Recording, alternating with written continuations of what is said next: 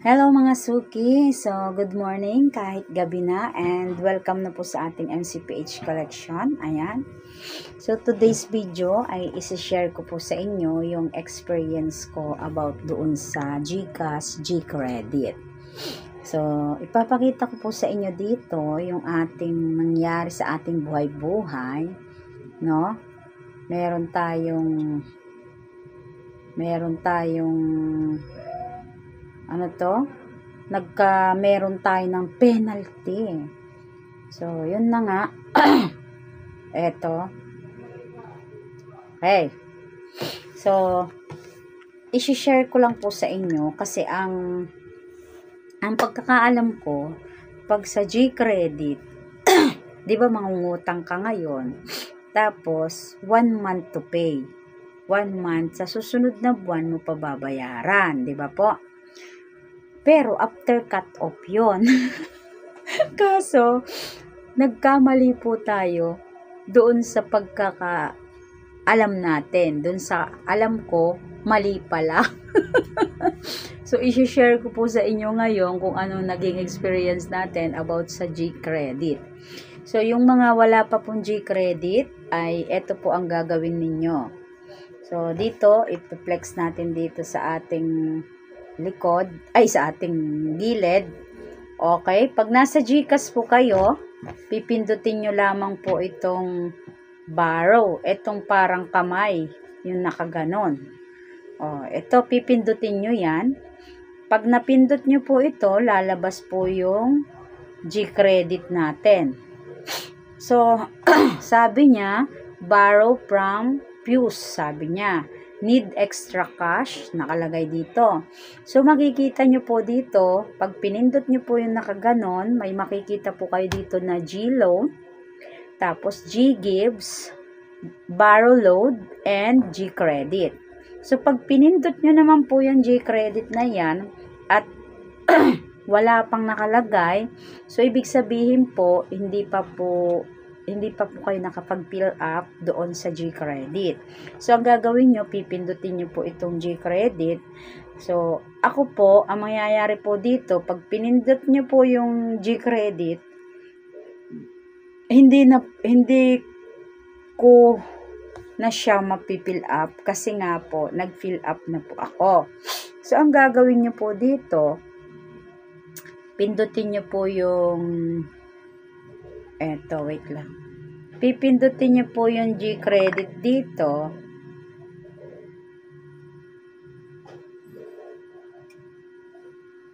Okay, eto. Pipindutin nyo po yung G-Credit. Tapos, wait lang, nasa na yun? Ayan. Pindutin nyo lang po yung G-Credit. Pag pinindot nyo po yung G-Credit na yan, ayan, ang mangyayari, makikita nyo na po ito. So, dito po, sa nakita nyo po na ito, ang nakalagay po dito is due on February 3, 2025. Tapos, ang nakalagay dito, ang nagamit ko po na nababayaran ko dapat, kung wala po siyang tubo, is 1,464.54. At tapos, ang binigay po na credit limit sa akin is 10,000. Tapos, remaining credit limit is 8,500.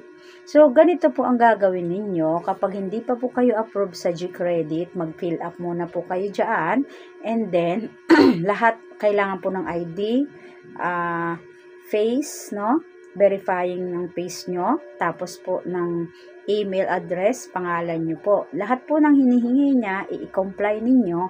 And then, sa susunod na araw or within that day naman, kasi ako ang nangyari po, nag-fill up ako ng gabi. Ganito din, mga 10 o'clock or 9:30, ganon. Tapos, syempre, natulog na ako. Kinabukasan ko pa na-receive yung text niya na na-approve na nga daw po ang G-Credit ko. So, dito pala, sa G-Credit po, explain ko po sa inyo yung naranasan ko.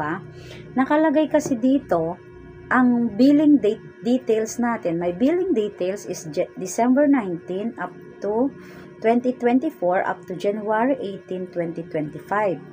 So, unpaid charges daw niya is 1,464.54. And then, may interest due na po pala siya na 54 pesos. 0.18. So, interest due na niya. So, dito po, ang total amount due ko na nababayaran ay 1,518.76 at ang minimum amount due ko is 200.64. Ang pagkakaalam ko kasi sa dito po, ang pagkakaalam ko, kapag ka po ikaw ay nag-cut off, 'di ba? December 19 po to January 18, ang cut off ko po 'yon. So 30 days. Tapos ang nakalagay kasi dito sa akin, sabi niya 30 days plus 15 days, sabi niya. So yung G-credit nga po pala sa GCash ay powered by CIMB. So yan. So dito, ang sabi niya dito, ang may billing details is December 19, 2024 at January 18 to 2025. So, yung 30 days po na yon, kailangan pag umutang ka pala within 30 days lang. So, for example, kautangan po ito ha, kautangan po. Pag nagpa-bill po ako, kunyari nangutang ako sa supermarket ng December 19, 20, 21, 22, 23. 5 days. Kung alin dito sa 5 araw na ito, kailangan po mabayaran ko pala siya bago mag-January 18. Within 30 days ka lang, doon sa cut-off premises mo, doon ka lang pwedeng mangutang at doon ka lang din pwedeng magbayad. Kasi bakit kanyo po, no? Dito pala, sa G-Credit powered by CIMB, kapag lumagpas na po pala kayo doon sa cut-off, for example, ako kasi, ito, nangyari sa akin, 1,464.58 ang akin pong utang. Ginamit ko kasi ito nung, anong tawag doon, nagbayad po ako doon sa aking, parang binayaran ko yung aking internet, something ganon, no? Ngayon pala, pag binayaran mo pala dito, at hindi mo siya agad binayaran bago mag-January 18, magkakameron ng 5% na tubo. So, ito na po ang interest due niya is 54.18. So, yung unutang ko na 1,464.58, ang naging due na niya is 1,518.76. So, wag na wag kayong uutang kapag malapit na yung cut-off time nyo. So, ang gagawin nyo pala, for example, 'di ba 19 to 18, no? 30 days po yun. So, mangutang lang kayo dun sa unang linggo. Sa unang linggo nyo, o kaya first 5 days ng cut-off nyo. Para noon, mayroon pa kayong extra 25 days para magbayad ng walang tubo. No? So, kapag pala ang nangyari, pagka ganito pala ang ginawa nyo, hinintay nyo yung cut-off nyo, kasi ang due date ng sa akin, ang nakalagay na due date dito, di ba po ang nakalagay na due date dito ay, eto po, February 3, 2025. So, yung cut-off mo ng January 19 to January 18, ang due date po nun ay sa February 3. Pero dapat, kasi hindi pa naman siya due, wala dapat tubo, no? Pero mali pala yung pagkakaintindi ko. Kasi, eto meron kasi tayong, papakita ko po sa inyo. Meron po tayong Union Bank. Eto. Meron po tayong Union Bank Rewards. Ang cut-off time ko dito is 23. So, every December 24 hanggang January 23, pag umutang po ako doon sa cut-off time ko na yon, ang magiging due date ko po is February 9. Diba po? So, 15 days. 30 days plus 15 days. So, walang tubo. Pag binayaran ko agad yon.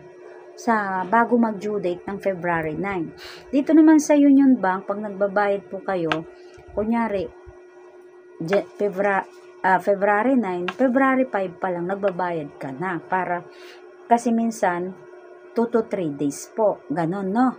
So, dito naman sa isa, ito naman pong ating Atome, 40 days naman din to.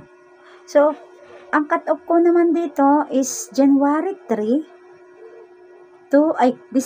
3 to January 4. So, ang magiging due date ko po nun sana is January 13. So, nag-pick up ka dito, dahil ngayon ay January na, January 4 up to February 4 po yung cut-off. Magiging due date ko nun po is February 13. Walang tubo yun. So, kaya nagulat ako. Nagulat talaga ako dun sa G-Credit, powered by CIMB. Kailangan pala, ang pagkakasabi niya pala dito, pay within 30 days without interest. Pero after 30 days, with interest na 5%. Ang laki! Nagulat po talaga ako kasi ang cut-off ko nga every 19 of the month. Ang billing date ko, December 19 to January 18. So, na-experience ko ngayon, hindi ko agad binayad. Hindi ko agad binayaran kasi ang cut-off naman niya ay 18 pa. Tapos kanina, nakareceive ako ng message ko. Hala, meron na pala siyang 5% due interest. Ay, sus, Ginoo. Ang pagkakaalam ko ganito. December 19 to January 18, cut-off time pa lang yon. Ang magiging due date niya February 3, di ba? Eh, di dapat walang interest. Ay, kaso hindi pala. Iba pala yung patakaran ni Iba pala yung patakaran ni G-Credit, mga mi. So, mali pala yung pagkakaintindi ko, kaya doon sa mga nangungutang po sa G-Credit, wag po kayong kuha ng kuha kapag hindi natin kayang bayaran kasi baka malubog po tayo sa utang, ha? Wag po kayong kukuha ng mga bagay o hindi po pangangailangan. Kasi ako, ang ginagawa ko po dito, pinambabayad ko lang sa bills. Sa bills payment lang. Hindi po ako bumibili ng mga hindi ko kailangan. At kunyari, bibili ako sapatos, ganon, bibili ako ganito, hindi ako gumagamit ng mga ganon. Pati dito sa aking Atome at saka dito sa aking Union Bank, hindi po ako gumagamit ng, mga hindi needs, ganon. Etong Union Bank ko, para makuha ko po yung 20,000 na within 60 days, ayun, nagamit ko siya yung 3,500 nagamit ko siya sa kumain kami sa restaurant. Pero, birthday ko naman kasi yon.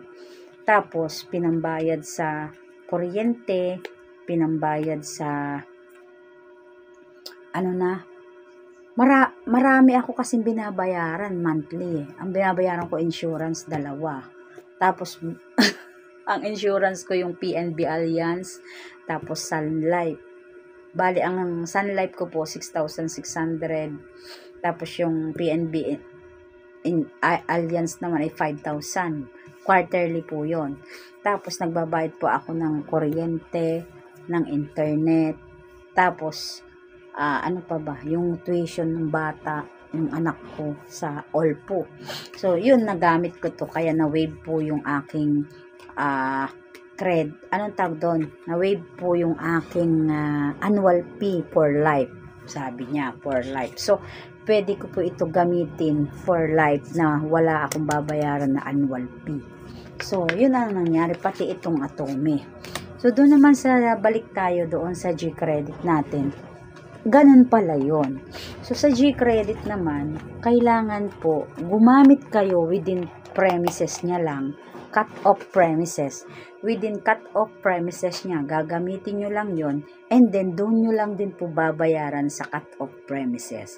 Huwag nyo pong palalagpas sa cut-off premises yung inyong utang kasi magkakameron kayo ng 5% na due interest. So, ayun, maging aware lang po tayo.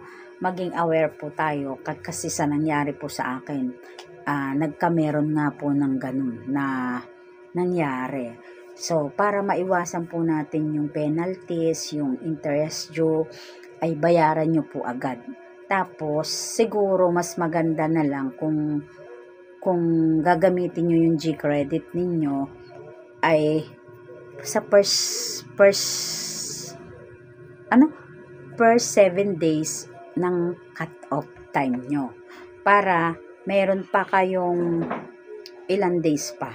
Per 7 days ng cut-off time. So, meron pa kayong 23 days na allowance bago magbayad. Pero, make sure nyo lang na yung uutangin nyo doon sa G-credit, sa cut-off premises niya, yung kaya nyong bayaran. Kasi kapag hindi nyo nabayaran within cut-off premises, magkakameron ng 5% na interest due. So, ang laki din nun. Sayang din. Tapos, baka malubog pa kayo sa utang. Kaya, ayun, be aware lang tayo. Tapos, i-check nyo mabuti. So, sinishare ko lang yung experience ko. Kasi, hindi ko akalain na ganun. Hindi ko akalain na doon ka din pala pwede magbayad sa cut-off premises niya. So, kung nangutang pa, for example, yung cut-off ko nga po ay every 19. So, January 19, ngayong araw na to, January 19, 2025 to February 18 po. Kapag umutang po ako doon sa January 19, mas maganda uutangin ko siya sa January 19, 20, 21, 22, 23, 24, 25. 26, 27, 28, 29, 30, within 15 days, pwede ka umutang na lang dun para may 15 days ka pa na allowance sa pagbabayad mo. Kasi kapag pinalagpas nyo na pala sa due date, ay sa cut-off, automatic na kaagad yung 5% niya. Kagaya po nang nangyari sa akin. So, maging aware tayo at the same time, huwag tayong huwag tayong magbayad ng ang tag dito, huwag po tayong pick up yung mga wants, huwag yun. Mga needs lamang po para maiwasan natin yung malubog sa utang. Kasi halos lahat naman ng tao, di ba, hindi po naiiwasan na magkaroon ng utang. So, kasi depende naman kasi yan sa pangungutang mo, kung ano ba yung klaseng pangungutang mo. Baka nangungutang ka para lang may panggarbo ka, hindi pwede yun.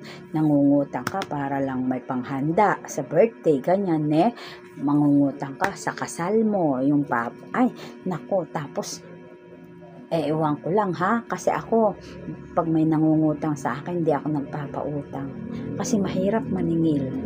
Pero dito naman sa G-credit na ito ay hindi pwedeng kasi interest niyan papatong ng papatong kapag ka po kayo po ay nagpalagpas at saka hindi nyo binayaran. So yun lang, i-share ko lang sa inyo na within 30 days lang po yung kanilang premises. Pag lumagpas na sa 30 days, 5% na. So, iwasan natin na magkameron ng 5%. Huwag nyo na pong gayahin yung nangyari sa akin. Pero ngayon, binayad ko na rin agad siya. Ito na siya. Binayad ko na rin agad para hindi na ako magkameron ng utang, ng penalty. So, ito, ayan, binayad ko na confirmation, you are about to pay 1518.78 using GCash, sabi niya. Tapos, eto na nga. So, yan na. Tapos, ayun, successfully paid, sabi niya, your G-credit choose, sabi niya, 1518 powered by CIMB. Ayun. So, siguro sa reviews, ang reviews ko sa G-credit ay 1 to 10. 7 lang. Sorry pero 7 or 6 lang po siya. Para sa akin. Para sa akin yun 7 or 6. Ganun. ang ang reviews ko doon. So, pasensya po kayo, yun po yung naranasan ko, yun din po yung experience ko, yun po yung reviews ko. So, kanya-kanya po tayo ng reviews, and doon sa mga nagtatanong kung ano po yung ma-experience nyo, yun din po. So, sa aking experience yan. So, walang makakahadlang sa 7 or 6 ko. Yun po. Pero, sa reviews ko nga lang yon. Pero, at the same time, kung may emergency na babayaran, ganon, pwede naman. Kaya lang nga, yun nga, hindi pwedeng after 1 month mo bayaran. No. Before 1 month. Ganon pala siya. So, yun lang. Maraming salamat.